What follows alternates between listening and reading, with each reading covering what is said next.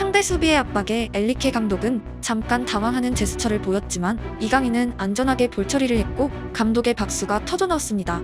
엔리케는 과거 바르셀로나 감독 시절처럼 공소유를 목표로 하는 경기를 펼쳤고 상대 스쿼드와의 차이를 생각하면 당연한 전개였습니다. 탈압박은 점유율 축구의 가장 중요한 키포인트 중 하나이고 소유권을 잃는 순간 상대의 카운터 어택과 위기가 시작됩니다. 잘 알려진 대로 이강인을 라리가에서 돋보이게 만든 순간들은 대부분 탈압박에 성공하는 장면들이었습니다. 이강인이 쓰러지는 장면에서도 엘리케는 강한 제스처를 보였고 이는 바르셀로나 시절부터 경기에 적극적으로 참여했던 그의 캐릭터입니다. 오늘 경기의 하이라이트는 단연 이강인과 하키미의 조합이었습니다. 이강인의 프로 데뷔 이후 가장 높은 수준으로 선보였던 풀백과의 연계는 월드클래스 선수와 뛸 때의 이강인은 어떨까?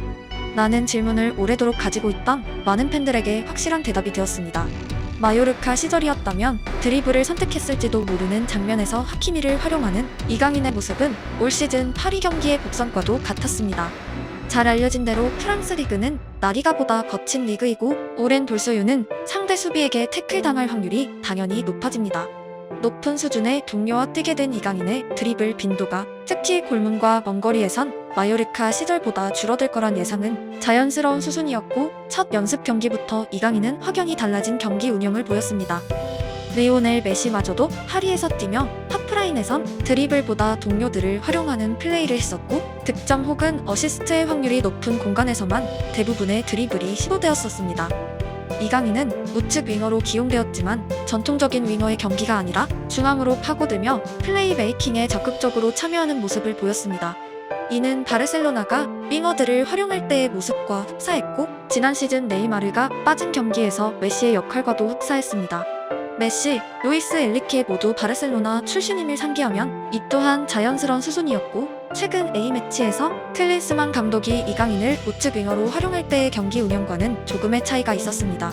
대표팀과 파리 경기를 병행해야 하는 이강인 입장에선 같은 우측 윙어로 기용되더라도 감독들의 주문이 다른 것은 조그마한 숙제가 될 것으로 보입니다.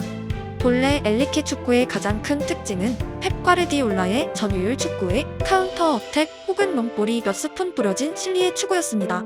하지만 오늘 경기에서의 파리는 상대와의 레벨 차이 때문인지 과거 바르셀로나 시절 축구보다 높은 빈도로 철저하게 슛볼을 통한 공간 창출에 주력하는 모습이었습니다.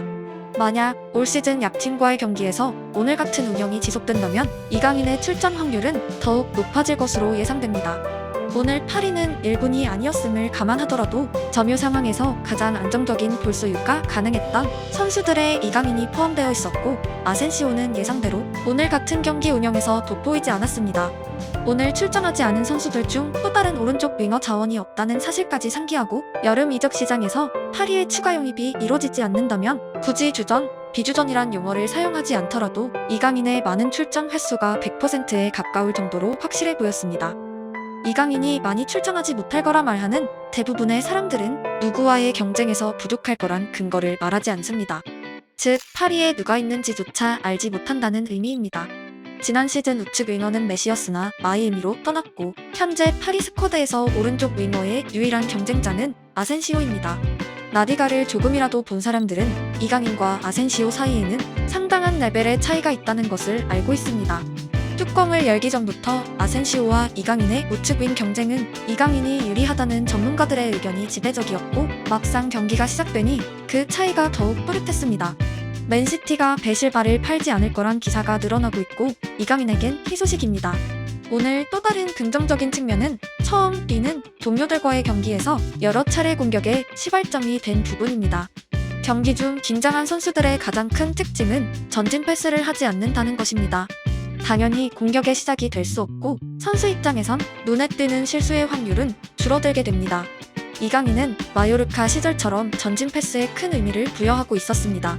워낙 빠른 장면이라 쉽게 느껴질 수도 있지만 눈앞에 수비가 마크하는 상황에서 많은 선수들은 앞이 아니라 측면 혹은 뒤를 향한 패스를 보내는 경우가 많습니다. 의미 없이 점유율만 높은 축구에서 자주 보여지는 안전지역에서만 수십 차례 볼이 연결되는 바로 그 축구의 모습입니다. 순간적인 움직임으로 대인 마크를 따돌리고 전진 패스가 날아가는 순간 파리 전체 공격수는 함께 공간으로 침투했고 상대 폭백 라인은 급속도로 당황했으며 파리의 슈팅까지 이어졌습니다. 팀과 팀은 대부분의 순간 약속된 포메이션으로 팽팽히 맞서지만 한 명의 창의성은 경기의 차이를 제공하고 오늘 이강인의 역할이 그랬습니다. 전형적인 플레이메이커가 공격 기회를 창출한 순간의 모습이기도 합니다. 이강인은 전혀 긴장하지 않았고 마요르카의 활약을 이어갔으며 높아진 동료의 레벨에 이강인이 부족해 보이는 부작용이 아닌 오히려 경기의 효율성이 늘어난 완벽한 첫 경기였습니다. 경기 후 트위터를 통한 대부분 파리 팬들의 이강인 극찬과 지난 시즌 30번과의 비교는 덤이었습니다. 하지만 앞에 모든 밝은 면을 잊게 만든 걱정스런 장면은 부상 아웃이었습니다. 대체로 스프린터 도중 햄스트링을 붙잡고 교체 아웃되는 선수들은 몇 주 이상 경기에 뛰지 못하는 걸 우리는 너무도 많이 지켜봤습니다. 한 가지 위안은 마요르카 시절 이강인은 같은 부위에 부상이 있었고 당시에는 바로 다음 경기에 복귀할 정도로 경미했습니다. 더 중요한 연습 경기들을 앞두고 있는 이강인의 햄스트링이 그때처럼 일시적인 상태이길 기원합니다. 선수가 좋은 시즌을 보낼 수 있을까? 라는 질문에 100% 확신하는 대답은 모든 사람들에게 어렵습니다. 축구에는 수많은 변수가 있기 때문입니다. 하지만 생각보다 예측이 쉬운 다른 측면이 있습니다. 바로 이 팀이 시즌 중 재밌는 축구를 할까? 에 대한 대답입니다.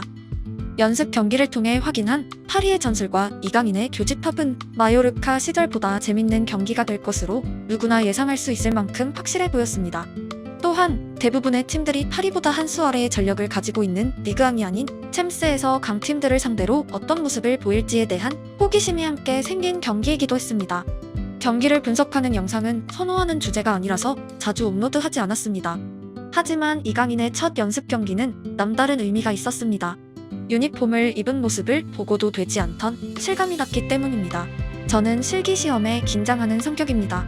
오래 연습한 리코더의 소리가 제대로 나오지 않았던 초등학교 시절의 실기시험은 평생 남아있는 기억입니다.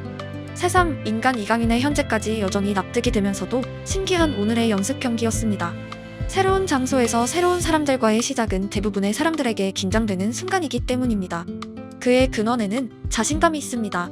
그 자신감을 가지는 과정에서 얼마나 많은 연습과 실패, 그리고 납득의 과정이 있었을까요? 누구나 새로운 장소와 새로운 시작이 있고 저처럼 긴장하는 사람들이 많이 있습니다. 본래의 성격을 바꾸는 건 말처럼 쉽지 않습니다. 그럼에도 불구하고 새로운 도전을 앞둔 사람들에게 가장 좋은 팁은 긴장감을 이겨낸 사람들의 스토리와 그들의 출발 지점이 아닐까 싶습니다. 8월 12일이면 만화보다 재밌는 축구가 매주 안방에 배달됩니다. 축구의 계절이 다가오고 있습니다.